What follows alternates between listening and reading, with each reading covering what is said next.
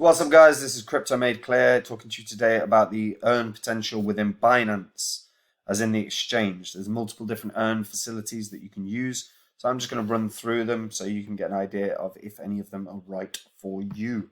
Before I do, I update the spreadsheet. These are the first 26 coins that I spoke about on my other channel, Crypto with James. If you would have invested just $100 into each of these when I release videos about them and you're still holding that crypto, you'd still be in profit for over 26 grand after tons of retracements. If you want to see the coins that I own, you can come check out Copy My Cryptos, where I share every coin I buy, every coin I sell, how I'm seeing the markets right now. And guys, one thing that I say on my other channel all the time is, invest time into finding the coins that you want, that you long term think are outstanding. Because when a bear cycle kicks in, which we're pretty much there, is now just suffering that deep correction, coins are going to be at huge discounts. I found Phantom in a bear cycle. I did a whole Udemy course about Phantom being one of the best investments of the year, or the best investment of the year. Even right now, from when I did the course, that's still up 155 times. So if you put in $1,000, you have enough for a house. Those opportunities are in the market. Right now, I'm sharing with the Copy My Crypto members the coins I'm really excited about for the bear cycle. When I think there's a good entry point to make 20x's or more, I'm going to be letting them know, because obviously I'm going to be buying them up. So if you want to get ahead of the curve and learn about them, you can click the link in the description and check it out. Right, Binance. Binance has tons of potential here. So we're just going to run through some of them. So savings is the first, and it's pretty much the most obvious. And there's multiple different facilities for savings as well. So flexible savings is basically means that you're simply not locked in to any sort of saving structure. You don't have to depend on anything or on any one coin in particular. So you just transfer and you leave it there, and you'll get a certain APY per coin. So as an example, flexible savings, right now you can get 20% APY for Axie Infinity. But they do point out the structure. So if you've got up to 5 Axie Infinity, you'll get 20%. Anything more than that, and it filters down. They've got a tier rate in place. There are other coins where you'll get standard 10%. So you get 10% on waves. So if you just leave it in there, you'll consistently earn 10%. Flexible savings are good because obviously because you're not locked in, there's no issue in terms of withdrawals. Lock savings slightly different because you have to pick your duration, but you get higher interest because you're locking them in. So you can lock in Axie Infinity for 7 days, and that will give you an annualized interest rate of 25%. If you lock it in for 15 days, you get an annualized interest rate of 70%. So as an example, that doesn't mean you're going to get 70%. Oh, won't bother with that. Yeah, I've got to log in. Pain in the ass. So, but what it means is you'll get an annualized. So when you subscribe, you've got to see how much you're going to come out with. But that's what you should do for each. But lock savings are very simple. It just means you can't get hold of the crypto until the time duration is finished. So you've got to bear that in mind. And sometimes it won't be finished. And so, sometimes you can withdraw early. But the pain with that as well is that fundamentally that means that you are you might have delays and you won't get the interest that you wanted if you're trying to unsubscribe early. So that's locked savings. Now, like I said, with locked savings, you don't necessarily want to be stuck, particularly if a market crashes, but higher percentages. It's one of those. It is one you got to weigh up, but 7-day periods are not too bad. But the markets, when they crash fast. So something to bear in mind. Then you've got activities. Activities are higher demand. They tend not to get huge returns on investment, to be honest, because so many people use the activities stuff. Launch pads are pretty damn good, but again, launch pads are massively used.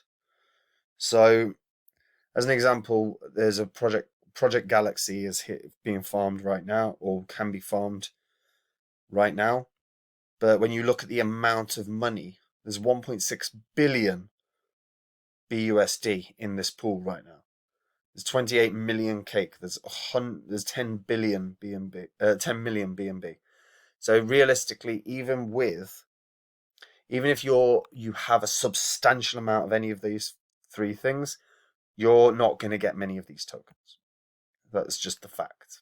So it's can be profitable if you're in early and you're ready, but even then you're not looking at huge returns on investment fundamentally. Staking is good. Staking always gets you high returns on investment. And the upside is they have damn near everything set up for pretty much every crypto. Every crypto that's on Binance that is a stakeable crypto can be staked. And again, duration is a situation, so you've got to bear in mind it's locked. You can withdraw from lock staking, but it usually takes a couple of days after a request. Doesn't mean you forfeit all the interest that you were going to earn. So again, it's one you have to bear in mind, because locking up for substantial amounts of time, you could end up being in a position where you're stuck, particularly if a market crashes. But staking, particularly in a bear cycle, is an exceptionally smart thing to do. In a bear cycle, when you're not expecting too much in terms of price movement, everything's down, earn your interest. If this is a long-term investment, earn your interest. Staking is a fantastic way to boost your holdings during a bear cycle. Then we've got some liquidity farming. I tend to suggest people avoid liquidity farming. There's risks of impermanent loss, which I've covered in the past. But you can do stable farming, which is where you effectively supply two different stable coins or two different Bitcoins.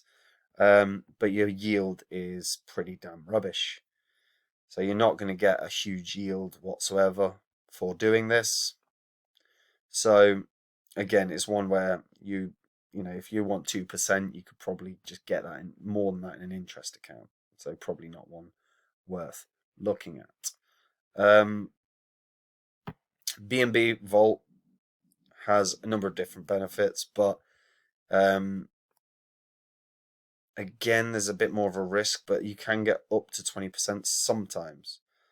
Right now, mind you, the estimated APY is 0.35%. That's based on the Gala token that's currently knocking about. So again, not the best. This is what I meant about launchpads. They're not. They used to be great. I remember using a launchpad about 2 years ago, and ended up earning like several $1,000s off of the launchpad. But now so many people use it, it's hard to earn anything. Binance Pool is one way that you can start using your resources to actually try and earn. These are basically ways of mining. So you can mine Bitcoin or Ethereum or Litecoin or Ethereum Classic. But to do that, you have to go through the tutorial, and you basically are supplying a hash rate to this mining. Unless you've got a decent graphics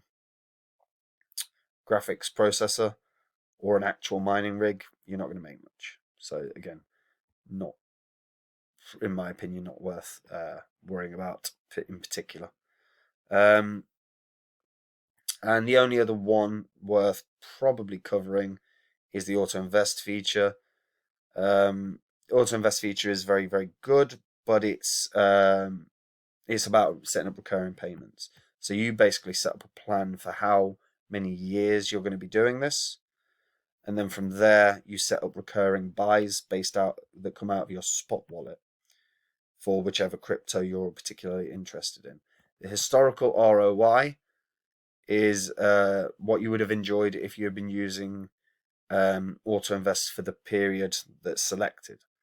So in the last year, a lot of coins have dropped. So if you click on this, you can see that you'd actually be losing money because the last year, obviously, the market has been on a downward trajectory. But across the last 3 years, obviously, everything's gone up. So somewhat deceptive, that ROI. But if you've got a long-term investment plan, then scheduling it, it might be a sensible way for you to remain organized with your investments. It's fundamentally, for me, guys, the staking is the best opportunity. One thing, like I've said, we're in a bear cycle. We're going to head towards a really deep bear cycle soon enough compared to what we're at right now. And staking is an opportunity to strengthen your holdings that you're interested in for the long term or till the next bull cycle. And it's simple and it's easy to do. So if you're new to crypto, that's probably the way you want to go. I hope this was helpful. Like the video, subscribe to the channel, hit that bell notification so you know when new content's coming out. And if you guys want to see the coins that I own and the coins that I'm excited about for the bear cycle, those coins that I think can do those 20x's, those 40x's, those 50, those 100x gains, then you want to come check out Copy My Crypto, because I'm beginning to share them. And the moment I pull the trigger on any of those investments, I'll be letting people know. So if you want to know, you need to click the link in the description and check it out. That's it from me. Take it easy. Bye-bye.